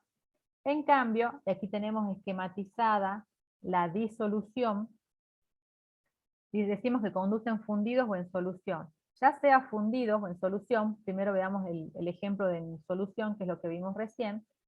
Los cationes y los aniones se encuentran separados unos de otros, liberados de la red, y por lo tanto tienen movilidad. Como tienen movilidad, esa movilidad del catión y el anión es lo que me permite la conducción eléctrica. Esa movilidad también la van a tener cuando se encuentren fundidos. Cuando se encuentren fundidos, yo dejo de tener esa estructura rígida del sólido iónico y voy a tener, tengo que haber vencido la energía reticular y de haber separado el catión y el anión, porque lo fundí, ¿sí? Superé la temperatura de fusión, y tengo entonces a esa sustancia iónica, la tengo ahora ¿en qué estado si lo he fundido? ¿En qué estado estaría? A ver si me van siguiendo. Gaseoso. Si lo fundí. Si lo fundí. Líquido, profe. Líquido. La fusión es el pasaje entre el estado Perdón, sólido, profe. ¿sí? Entre el estado sólido y el estado líquido. Bien. Entonces, si pasé el proceso de fusión, logré vencer la energía reticular, separar el catión del anión, entonces tengo un líquido que contiene los iones positivos y negativos, que ya no está en esa estructura rígida, sino que al estar en estado líquido, recordemos de química 1 en estado líquido, las diferentes especies, en este caso los iones, van a tener una movilidad propia, o sea, no tienen esta estructura como la vimos acá al principio, y por lo tanto, como tienen también movilidad, cuando se encuentran fundidos, pueden conducir la corriente eléctrica. Ese es el fundamento entonces. En ambos casos, ese fundamento viene dado. En todos los casos las propiedades vienen fundamentadas por la energía reticular, por eso recién las estamos explicando ahora. ¿Se entendió hasta allí, chicos? Las propiedades. Sí, profe. Bien. Ahora sí, después de todo esto, hoy no voy a hacer corte, chicos, me queda media hora de clase, así que voy a avanzar. Cuando doy 3 horas de clase, sí vamos a hacer un cortecito a la mitad. Vamos a seguir con el ejercicio 1 de la guía, que lo tengo aquí. Que vamos a poder resolver todo con lo que ya vimos, menos uno de los puntitos que lo vamos a ver más adelante. En el ejercicio 1 del seminario, ahora me van siguiendo con la guía de seminario, dice, los aniones oxígeno, u óxido serían, y yoduro, se pueden combinar con los cationes magnesio más 2 y rubidio más 1 para formar compuestos iónicos. Tenemos que escribir todas las fórmulas posibles de todos los compuestos, o sea, combinar el oxígeno con los 2 cationes y combinar el yoduro con los 2 cationes. Indicar cuál de ellos tendrá mayor grado de carácter covalente y por qué. ¿Sí? Admitir. Grado de carácter covalente y por qué. Luego nos dicen el punto C, que eso lo vamos a poder responder cuando veamos la parte de celda unitaria, no ahora. Predica el tipo de celda unitaria que adoptarán. En la clase que viene vamos a ver celdas unitarias, así que este nos va a quedar pendiente. Y por último tenemos que ordenarlo según la energía reticular y el punto de fusión creciente. Bien, veamos. Entonces, tenemos que escribir todas las fórmulas de los compuestos posibles. O sea, magnesio con yoduro y con el ion óxido. El magnesio, fíjense que tiene carga más 2, y el yoduro tiene carga menos 1. Si formamos el compuesto posible, su fórmula va a tener que ser magnesio y yodo, y al yodo le tenemos que poner un subíndice 2, porque tenemos que llegar a una fórmula mínima donde las cargas estén neutralizadas. ¿Se entiende eso? No podríamos poner magnesio yodo solo, porque el yodo tiene una carga de -1 y el magnesio tiene carga de +2, entonces me va a sobrar un +1. ¿Sí? Si yo consideraría así los números de oxidación, me va a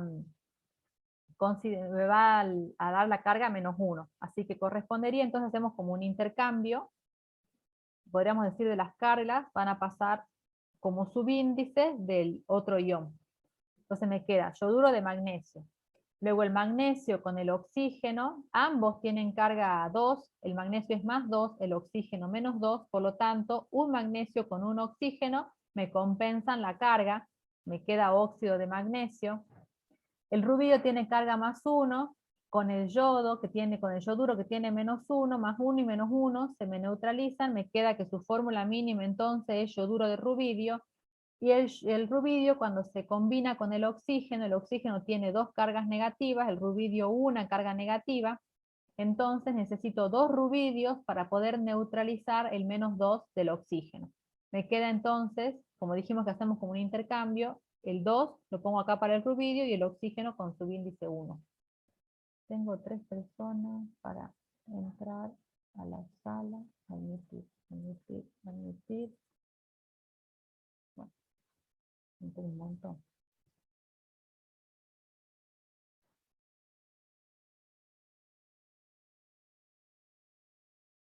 Bueno, ahí está. Bien. ¿Se entendió hasta allí, chicos, esto, el punto A? ¿Se entiende? Sí, profe. Bien. Luego nos dice cuál de ellos va a tener mayor grado de carácter covalente y por qué. Entonces ahora tenemos que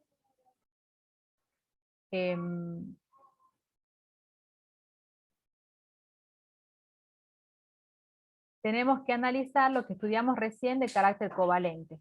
Tenemos que analizar el poder polarizante para los cationes y la polarizabilidad para los aniones. Al poder polarizante de los cationes, acá ya está resuelto, yo lo podría hacer en la pizarra para que lo analicemos. A ver, ¿dónde tengo que pizarra? Acá. Bien. Acá, se desconectó. A ver. Ay, creo que se desconecta. Ahí está. Creo que deberían poder ver la pizarra ahora. A ver. ¿Ahí ven la pizarra? ¿Chicos? Sí, profe. Bien. Entonces tenemos que analizar el poder polarizante, ¿sí? El punto B de ese ejercicio. Tenemos el ion magnesio +2. No se ve la pizarra. ¿No se ve? A ver. ¿Y qué Aparece se ve? como que está ¿Qué arriba? en el aula virtual. Ah, compartí mal. Es que se me fue. A ver, escucha. Es que quiero. Vamos a dejar esto. Parece que se fue acá. Este está bien.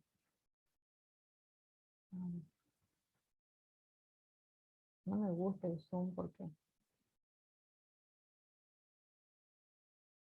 es incómodo para manejar la pestaña de arriba y no sé por dónde cerrar. A ver, ahí tengo la pizarra. Y ahí, chicos, ¿la ven? Sí. Bien.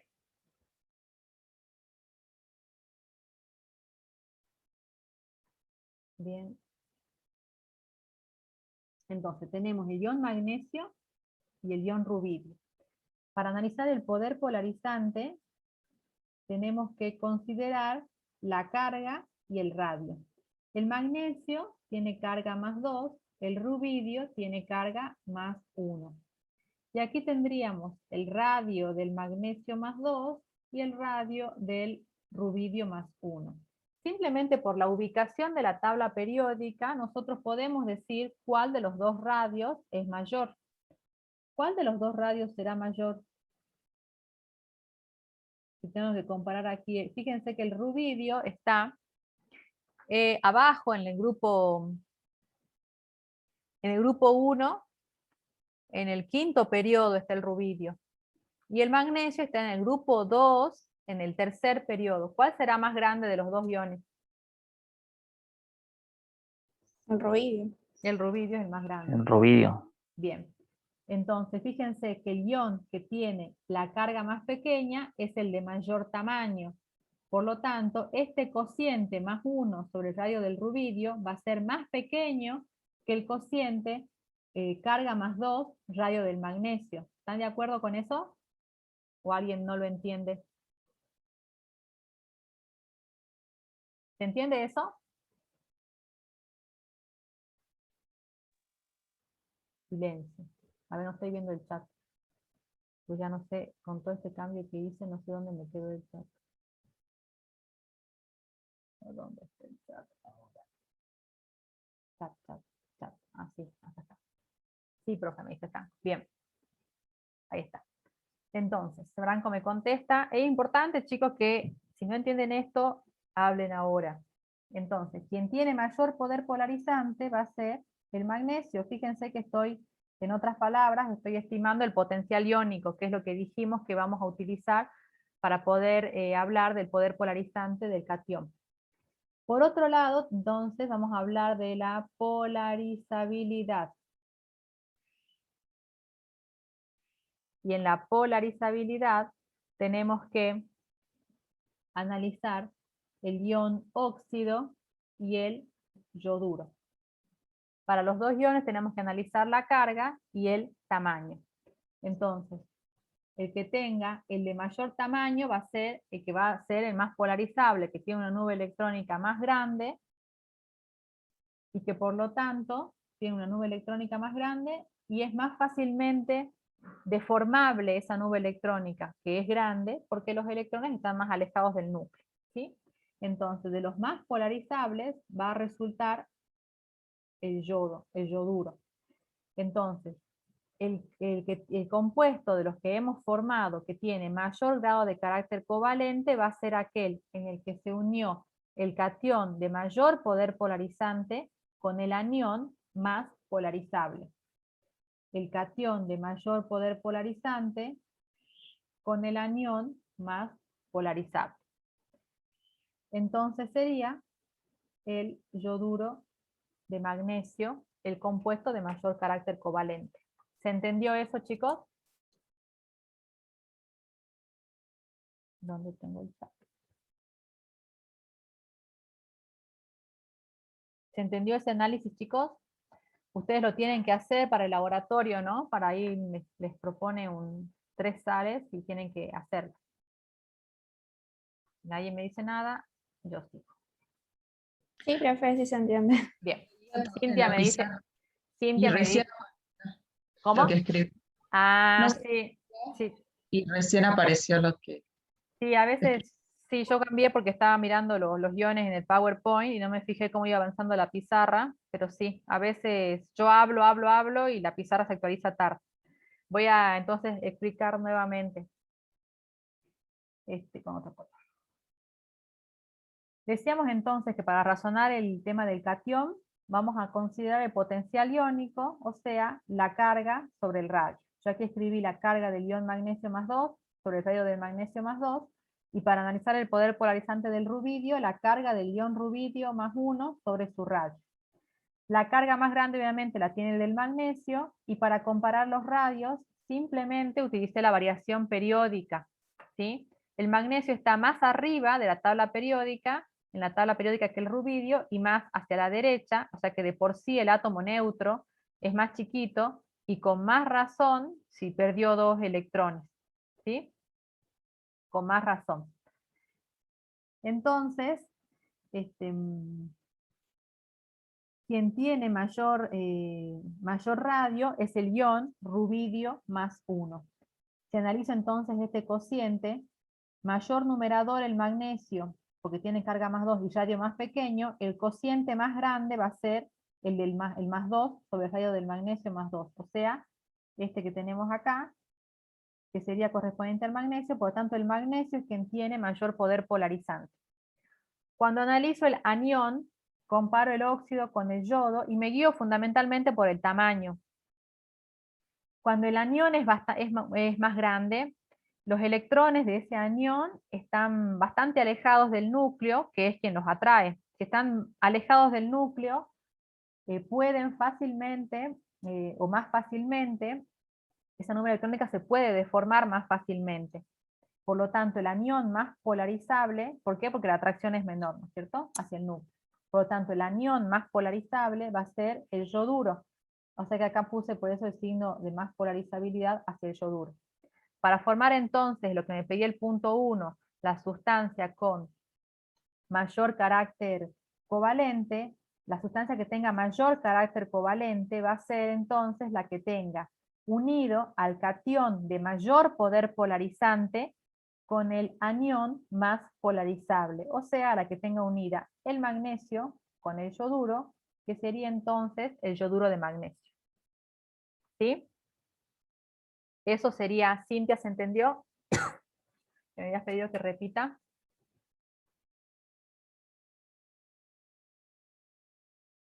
Bien. Bien, continuemos entonces con lo que me pide este ejercicio.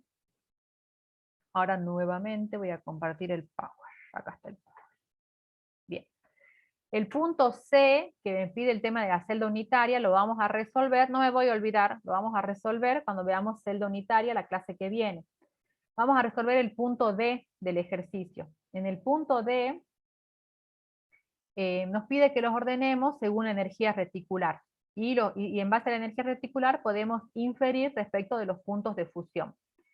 En la energía reticular, si bien recién yo les mostré la expresión completa, para poder utilizar esa expresión completa necesitamos conocer la constante de Madelung. Para conocer la constante de Madelung necesitamos conocer cómo se está uniendo ese catión y ese anión dentro de la red.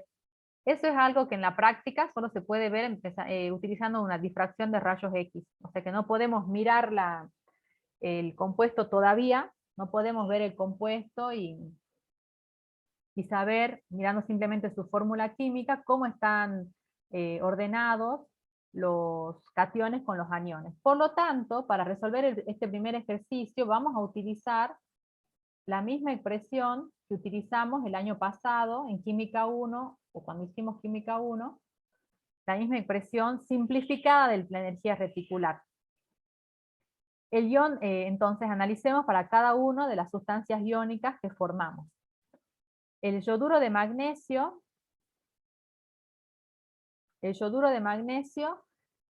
para estimar su energía reticular sería la carga en valor absoluto, la carga del catión magnesio más 2, la carga del anión, que es menos 1, sobre el radio del magnesio más 2 sobre el radio del yoduro. Para el óxido de magnesio sería carga más 2, carga menos 2, magnesio más 2 y óxido. Para el yoduro de rubidio sería carga más 1 del rubidio por el menos 1 del yoduro sobre el radio del magnesio más 1 más el radio del yoduro. Y para el óxido del rubidio tendríamos el más 1 del rubidio, el menos 2 del óxido sobre el radio del rubidio más 1 más el radio del óxido menos 2. Bien. Cuando analizamos esta expresión simplificada de la energía reticular, basta en muchos casos con analizar el numerador, que ya nos va a dar la tendencia de cómo va esta variación. O sea que podríamos mirar los numeradores, y el numerador más grande ya nos va a dar quien tenga la mayor energía reticular, y el numerador más pequeño nos va a dar quien tenga la menor energía reticular. El numerador más grande entonces, ¿quién lo tiene aquí? Fíjense de los 4 que estamos comparando.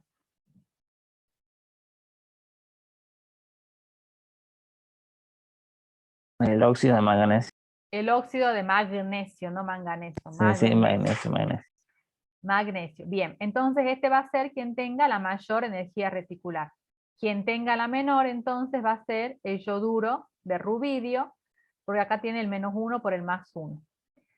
Tenemos el de mayor energía reticular, tenemos el de menor energía reticular, y tenemos entonces que analizar más a fondo, podríamos decir, el yoduro de magnesio y el óxido de rubidio, porque podríamos decir que tienen los numeradores iguales, ¿sí? Recordemos que estamos en valor absoluto, así que nos olvidamos de los signos. Para analizar entonces y poder comparar estos dos para ver cuál de los dos es más grande, ahí sí tenemos que analizar los denominadores. Entonces tenemos, a ver acá, el magnesio, el del magnesio +2 con el yodo, y el rubidio +1 con el óxido. Y acá fíjense que no nos va a quedar otra que mirar un poco los valores de la tabla. ¿Por qué motivo? Porque en los cationes, el catión magnesio +2 es más pequeño que el rubidio +1. Pero en los aniones, el catión más pequeño está con el anión más grande. El yoduro es más grande que el óxido. Y mirando así no podríamos tener una idea del valor exacto. Entonces sí tendríamos que aquí que buscar los valores en la tabla periódica para poder hacer un cálculo más matemático, podríamos decir. ¿Me siguen, chicos? ¿Me siguen lo que les quiero decir? Sí, sí, profe. Sí, sí, Bien. entiendo.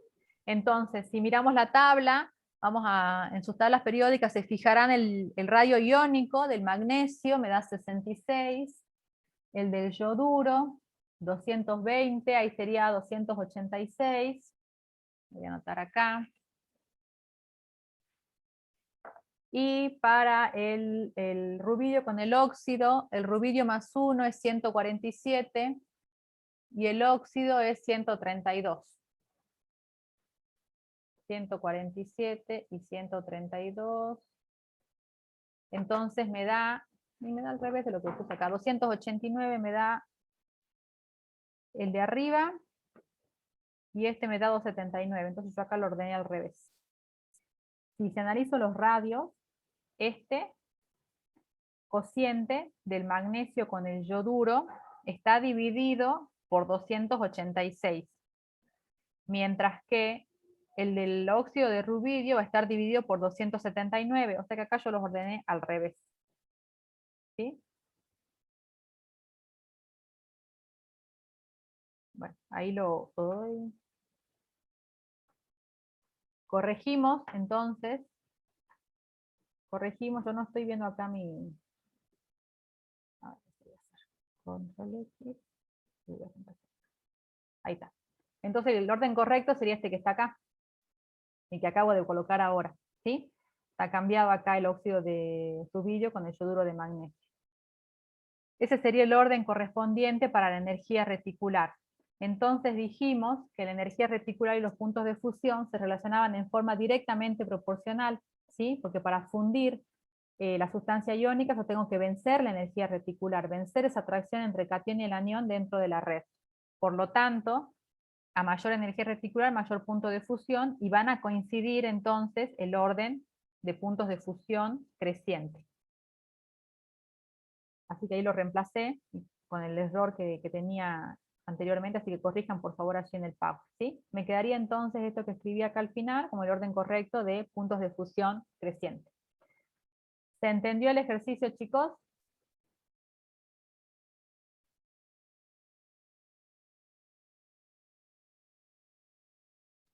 Sí, profesora.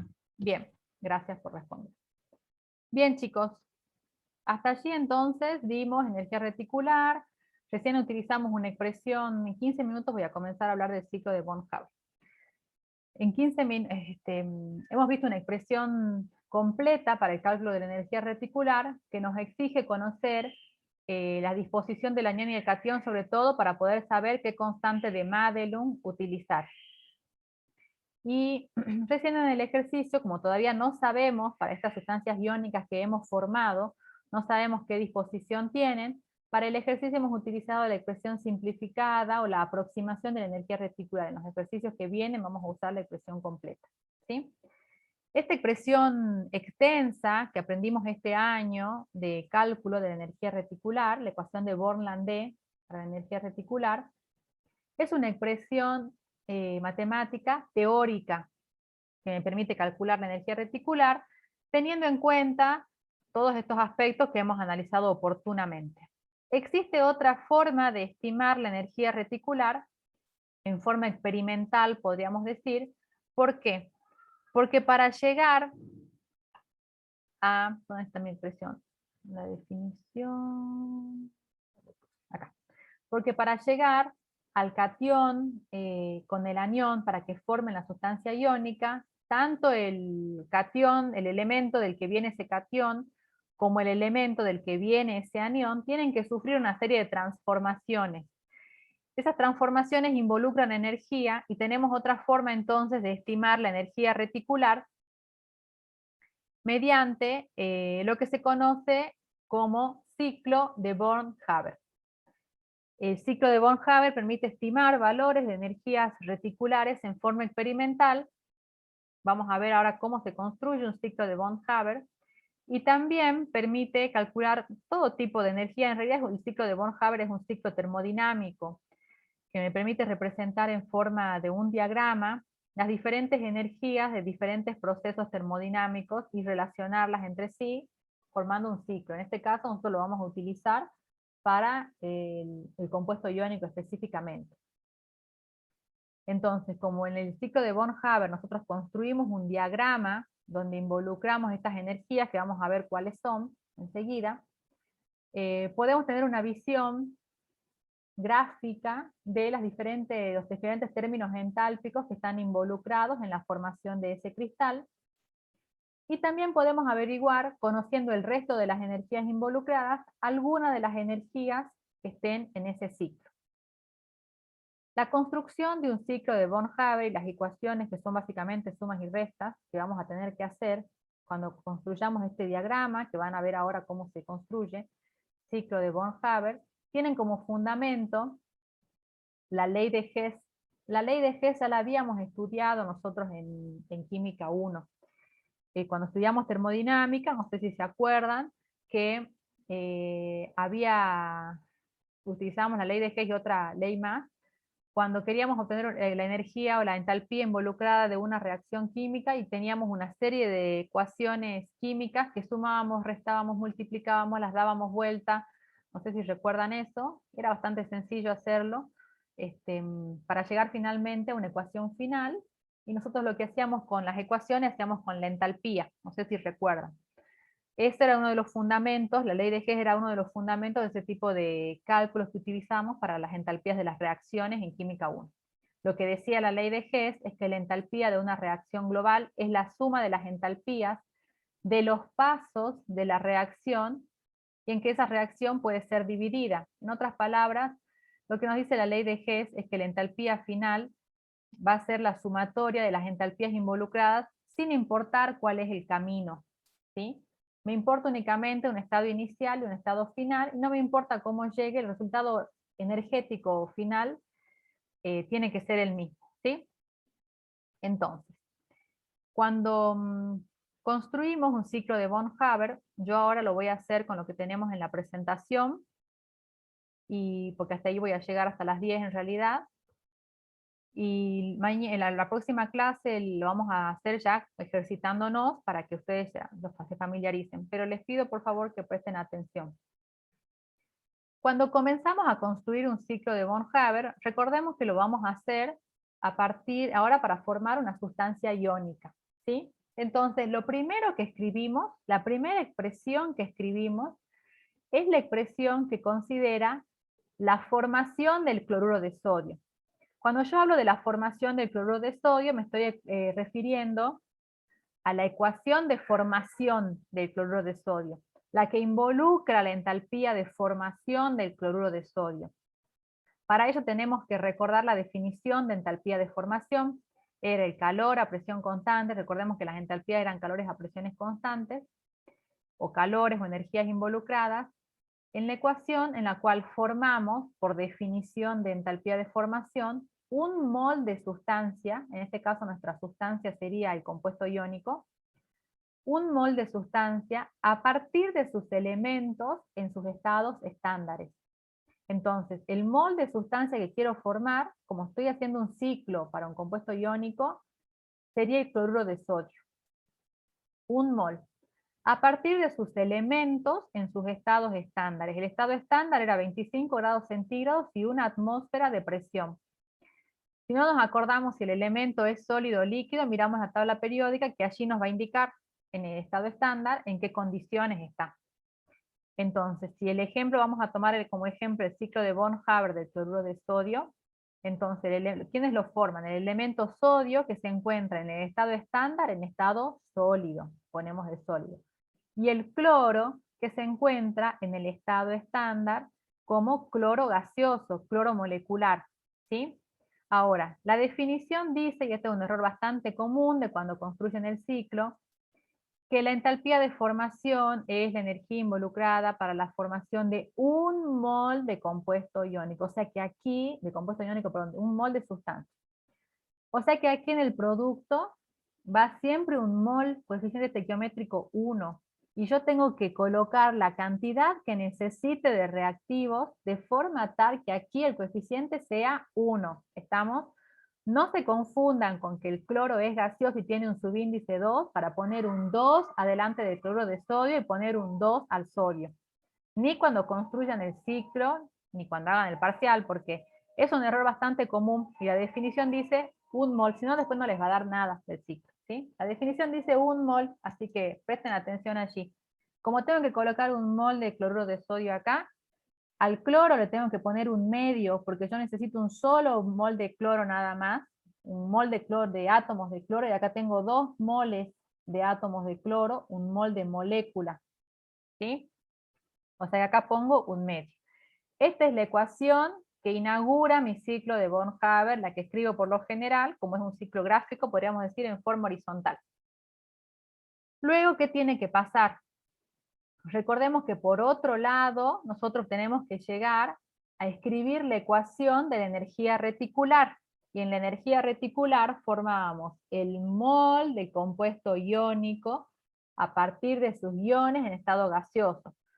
Entonces, para llegar al mol de ion sodio en estado gaseoso, el sodio tiene que primero pasar del estado sólido al estado gaseoso. A ver si yo tengo construido acá el ciclo. Entonces los voy a explicar sobre esto, porque lo que estoy hablando está escrito allí. Fíjense, esta es la ecuación, no se pierdan. Esta es la primera ecuación que escribí, la de formación del cloruro de sodio, ¿sí? Ahora, por otro lado, yo quiero llegar al cloruro de sodio mediante la expresión de la energía reticular, que recién dijimos por definición que era cuando se forma un mol del compuesto iónico a partir de sus iones en estado gaseoso. En este caso sería ion sodio y ion cloruro en estado gaseoso. Lo que tengo que completar entonces ahora es cómo llegar del sodio sólido al ion sodio en estado gaseoso. Lo primero que voy a hacer, y luego con el cloro, lo primero que voy a hacerle al sodio para pasar del estado sólido al estado gaseoso es el cambio de fase correspondiente, que de sólido a gaseoso es sublimación. Tengo involucrada entonces aquí la entalpía de sublimación. Acá me escribieron 5 mensajes.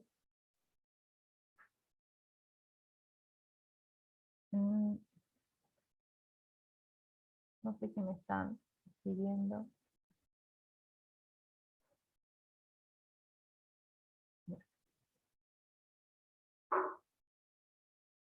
Me parece que los chicos que quieren entrar son de otra... Ah, podrán ingresar. ¿Profe? Sí. Disculpe, no, son los chicos del análisis 1, no se preocupe, cuando termine la clase igual le damos acceso. Ah, bien, bien, bien. Entonces ya no hago Están en ingresar a espera, nadie. digamos. Bien, no hago ingresar a nadie entonces. Bien,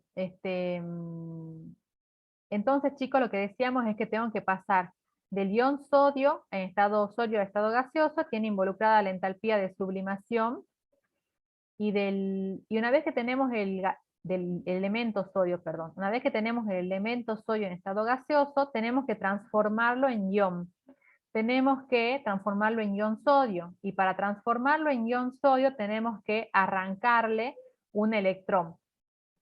para arrancarle ese electrón, de energía involucrada es la energía de ionización. La primera energía de ionización del ion sodio, entonces ponemos I1 del sodio.